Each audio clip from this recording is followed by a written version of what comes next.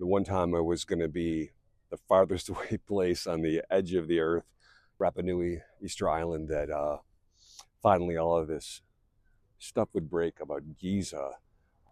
I've known about what everybody's finding out about now for a while, friends with Trevor Grassi, and then became aware of the release from the Italian scans. And everything right now, everybody's got their hair on fire about this, but this is a teachable moment because my new channel, my new portal, Mortals of Earth, is basically about how we store, organize, and process information. And this is a really good example of how we're getting it wrong. You know, every bit of information is valuable. And even if it's wrong, bits of logic that can go into it might inform something else. So immediately trying to stripe something or label it or rate it is probably the worst thing we can do for not only information, but for civilization and for the knowledge of mankind. So what I'd like to say to the people that are kind of jumping into this right away and kind of staking their reputations on labeling things right away as a hoax or funny or putting down the researchers, might want to hold off a bit. These are not the only scans. And just imagine if these are available to civilians, what the governments and the intelligence organizations have had for a lot of years. Now, I also will say that there are other scans as well and other technologies that show other structures in that area. And I wish I could tell you more, but I won't, because all of you knuckleheads that are supposed to be researchers haven't even noticed that this stuff has been on the internet for months. Not this particular one, but other information regarding the Giza Plateau and things that are being hidden in Egypt. Not to be abrupt, but we're all used to making these snap judgments, and people like to be right. In fact, people hate to be wrong. People will get angry at being wrong. Knowledge is not part of us. It doesn't make us who we are. Knowledge is there for us to look at and grow from and make judgments. And so let me just say, you don't have to trust me. You can go on YouTube and search for Trevor Grassi. He's got 3 films up there. All 3 of those are showing things that nobody has seen before and that are paradigm breaking. If you've been studying ancient civilizations and ancient technology, it's not going to be a surprise to you, especially the things that you're seeing in the first 3 films. Well, the 3rd film's crazy, you know, what the scans he's showing there, but there's a narrative and it's been actively suppressed. And the way that it's done is because we're all forced into this mainstream. And if it doesn't fit into that, you know, it's crazy, it's pseudoscience, it's half-baked, it's whatever. And that's exactly what I see happening here.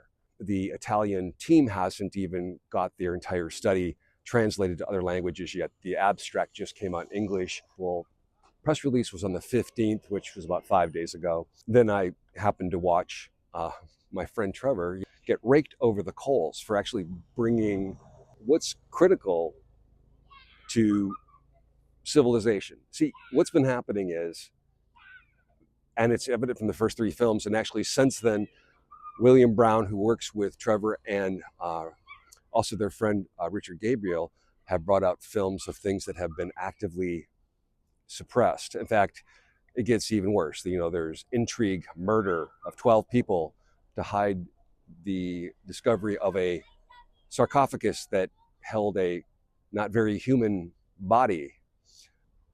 Our human narrative has been tightly controlled, and it doesn't change the important things for us to know what's real, but the people that are in charge of things think that we can't handle the truth. And I'm starting this channel with the hopes that we can evolve human thinking and our organization of knowledge to a new model. So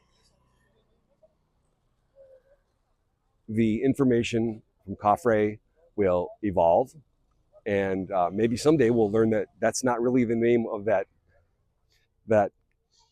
pyramid. That none of those things are tombs. I was just going back and forth with somebody on X last week about them. It was probably a bot uh, contesting the age of the pyramids. If you look at a lot of what that is based on, it's the dynastics heavily used and responded to those massive sites. Just like here in Easter Island, you'll see the Ahus that the Moais are on that have polygonal rocks that look just like Peru that are, uh, you know, 14 tons. And these are people that didn't even have bronze. They're working with Stone Age technology. Not that they weren't brilliant astronomers and navigators and farmers. I'm here in the Garden of Eden, and I'm apparently allergic to it. So that's why my voice sounds a little funny. So please forgive me. Anyway, so this is kind of like the first TikTok CapCut live for Mortals of Earth. Check out the webpage mortalsoferarth.com. It's going to give you a layout and an idea of this new way to organize human knowledge, and it might take a minute to pick up. I'm also creating a video with some 3D graphics to kind of help everybody get the concept, but it'll be a revolution in the way we handle knowledge. And it has nothing to do with AI, other than AI could probably help organize and inform it. But AI basically has the same garbage that we've been fed for centuries. It's the same narrative. So to depend on it to break paradigms, if you're using it for a logic or logic structure, as long as you can recognize the biases, it could be valuable. But that's one thing that I want to do with this new model is I want to actually identify biases. I want to get tools that will also search out biases, because biases are valuable. If we know biases exist and we can call them out, we can use them. Let's say we could take something that's biased in a very negative way, process everything, and then reverse that and look at that. And anyway, all that is going to be in the book and on the video coming. Book title still going around in circles. Just keep an eye on the webpage. Godspeed, Trevor, William, Richard. This is the only way that we're going to break through this sequestering of knowledge, especially in these ancient sites like in Egypt. International organizations like UNESCO, these organizations that are meant to preserve and save these sites for mankind, there's so much evidence that there's good people, but there's some bad people, and there's some bad stuff going on. Just actually, if you look at the videos that Richard Gabriel has of the Temple of the Bird, he was able to video it before the Egyptian authorities got in there. And now Trevor happened a couple years later to get through the locked door that was left open and get some images, because they're building a restaurant kind of right over top of it. And everything in it's smashed, destroyed, and stolen. And this is what happens. There's not really any scrutiny. Nobody's following up. Nobody's watching. And these are not just, Egyptian or Rapa Nui or Asian or Indian or Native American or African. These are sites for all of mankind. When we can have a clear look at our origins, it'll help us all understand each other better. And it'll help us to move along. Right now, we're inside of a control system that keeps our minds squeezed down. And once we evolve out of that, there's no controlling us. We're going to see the truth. It's going to be apparent, because if you have a dynamic knowledge system, the things that connect, that are peer reviewed, will draw together and become more weighted. The things that have less weight, oh, it's a tomb, are going to fade out to the edges in this big toroidal shape. So when we have a new story like this break, instead of having us, have to judge, it's good, it's bad, it's false, it's true, it's, half baked, it's totally whatever. Instead of having these binaries, it can go up here, and maybe it's dark blue on the outside of this toroid.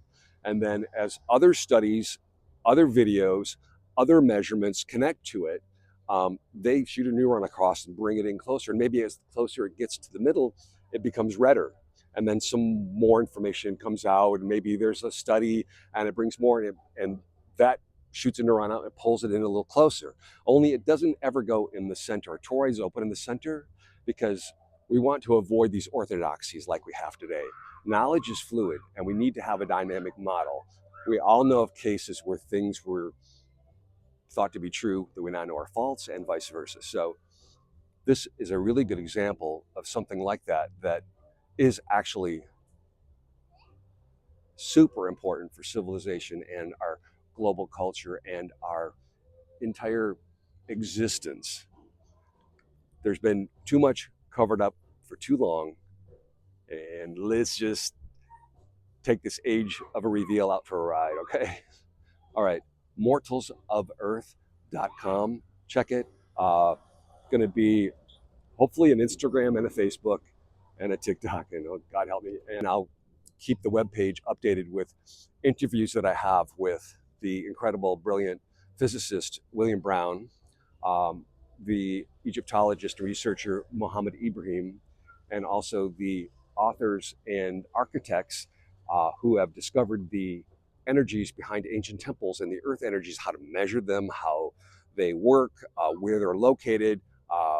Power of Sacred Location is their book, and that would be Dr. Lydia de Leon and Arturo Ponce de Leon. Those interviews are already in the can, so as soon as I get my introductory video done, those will be coming as well, along with more. Anyway, I know that's way too long for a TikTok video.